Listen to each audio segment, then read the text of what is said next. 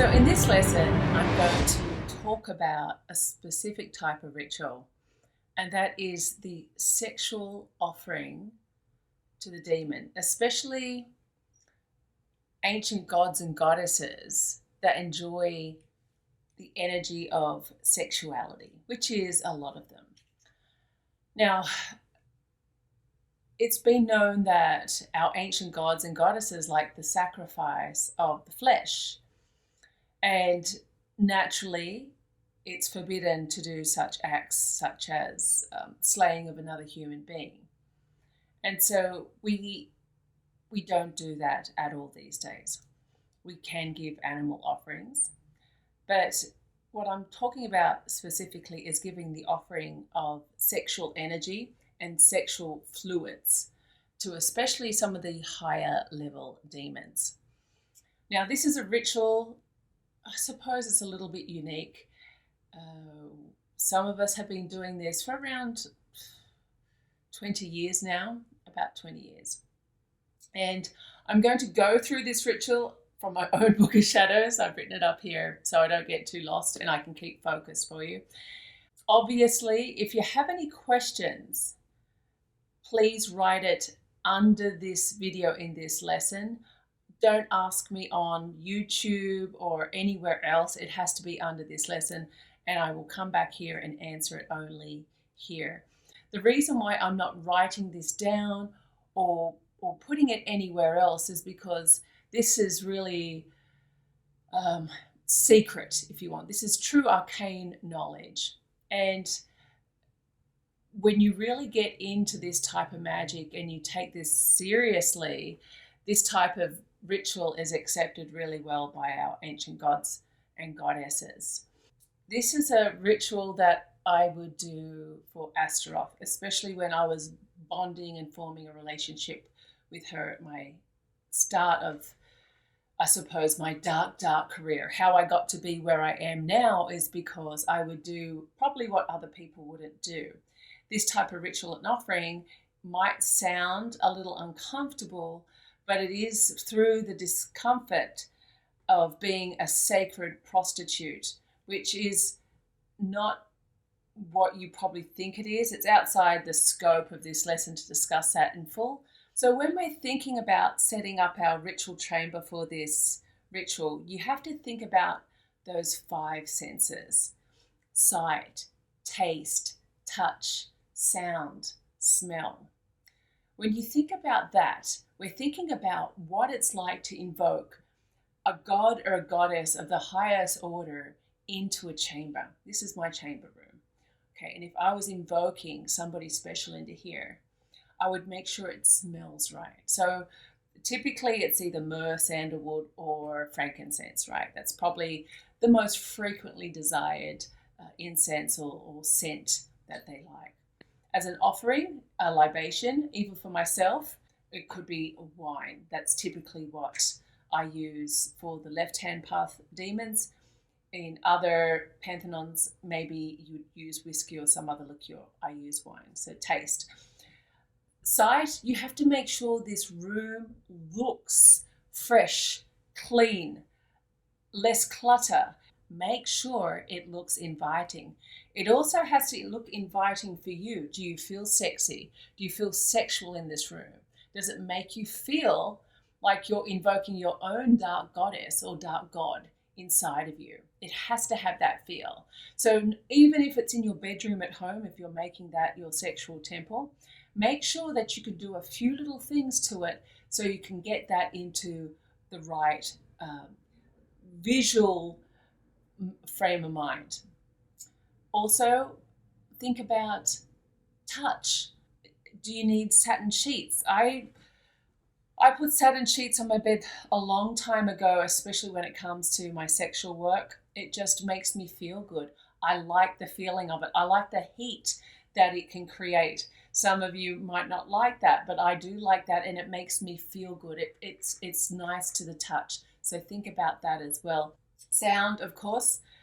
If there's a particular, whatever that is, maybe it's demonic chanting, you just want to make sure that whatever you put on in the middle of it doesn't cut into an ad break or doesn't stop halfway through, it can really just throw off your whole ritual. So you just really want to make sure before you even begin. Now let's go back and talk about the sheet, because that is very important in our Black Witch Coven ritual. This is the sacred sheet. There's a sheet I use especially for offerings and sex magic rituals that just does not get changed. This is my sacred sexual sheet. I will say, I'm not trying to be dirty here. So some of you out there, if you're young and you feel like this is starting to go into fantasy areas, just snap out of it, because you're not honoring the gods and goddesses. If you're going there, you're going into your own mind play. That's not where I go to in this ritual. Remember, this is a demonic offering. It's not you getting off on your own psyche. So that's a sheet. The other thing you want to prepare beforehand is the demon sigil, whatever demon you're doing this offering for. So, for example, in the beginning with Astaroth, of course, I would draw her sigil on a parchment, or I would have the foil, aluminium foil. I would have her sigil there. I would either lay on it directly, or it would be somewhere on that mattress that I could have connection with that sigil, or visually. Some people like to put it on the roof, so visually they can feel the vibe of her coming into the ritual. Now I have it in blood on the sheet. Now it is a black satin sheet that I have, but with menstrual blood, I have actually created her sigil completely on my sacred sexual sheet. And that's just what I do. So think about that and how you're going to do that. Whichever way you're going to do it, just practice, right? Practice makes perfect. Now I'm going to say this to you because perhaps this is one of the first times you're doing this. When I would first do such rituals, I would abstain from sex and drugs or alcohol for at least 7 days. That is quite typical in this level of ritual. So if this is you and you really are breaking through some of the other barriers, maybe you should think about that, especially if you have a partner that you're doing this ritual with. Then you both should abstain from sex, alcohol, eating too much, all of that type of stuff, all those human pleasures. Remember, you're saving yourself to energetically give everything. What is also important is that you cleanse yourself. Now, I wouldn't say that you have to be as pedantic as what you would with some of the other types of rituals, but at least remember you want to clean your body so your body is a temple ready to be adored. And that goes for both sexes. So remember, you're engaging in a sexual act and you want to come to the party feeling as sexy as possible. If this was an outdoor ritual, if I'm doing this outdoors, as I have when I'm sometimes back in Australia, I will create a large bonfire. And the way I'll do that ritual then, of course, I'll have a sexual partner or maybe a few sexual partners, is that you'll dance around it's sort of like the Witch's Sabbath. You're going to be dancing around that bonfire or the fire anti-clockwise, okay? And you can be chanting if you want. If I'm with a witch coven back in Australia, you might chant Eka, Eka, Azarak, Eka, Eka, Samarak, and you're dancing and you'll see the cone of fire twist and be affected by the energy. If it's just you two, maybe you're just chanting the demons in as you're going around the fire. So let's talk about who you're actually doing this ritual with. If it's someone you really love and care for, this is part of your world, you're truly blessed if they're on the same page with you, because you're going to have that same intention, the same goal, doing this whole act in honor and to give an offering to your demon. That's beautiful. Sometimes you might need to use somebody for their fluid. So if I was by myself, I'm traveling somewhere and I needed to actually start working with a new demon and the offering was semen, I don't have semen.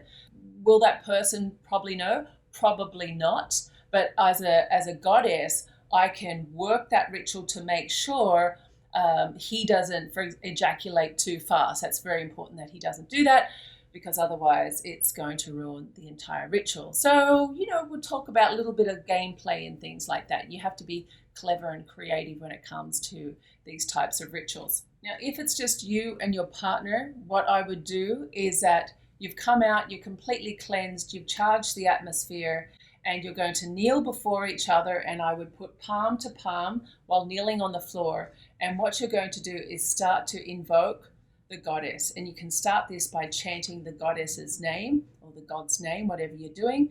Or if you've made up an incantation or something like that, you can say that as well. But I would really start to get into state by chanting at least the demon's end. And you would say this at least enough times so the energy can build up in your palms. And then you state the intention. Why are you doing this ritual? Obviously, this is for an offering. Only an offering. You're not asking for anything else in this ritual. It's just an offering. You'll also state that you give permission for the demon to enter your body and enter your partner's body as they will. Obviously, if you have somebody that is not aware of what you're doing, you're not going to state this, but maybe you can just do something where you're telepathically stating this while you're just sort of playing around with this person. Sometimes, for example, with me, if I do this and someone new, when the goddess or the god enters me, my eyes will turn completely black. This can freak somebody out, so you just have to be kind of aware of that.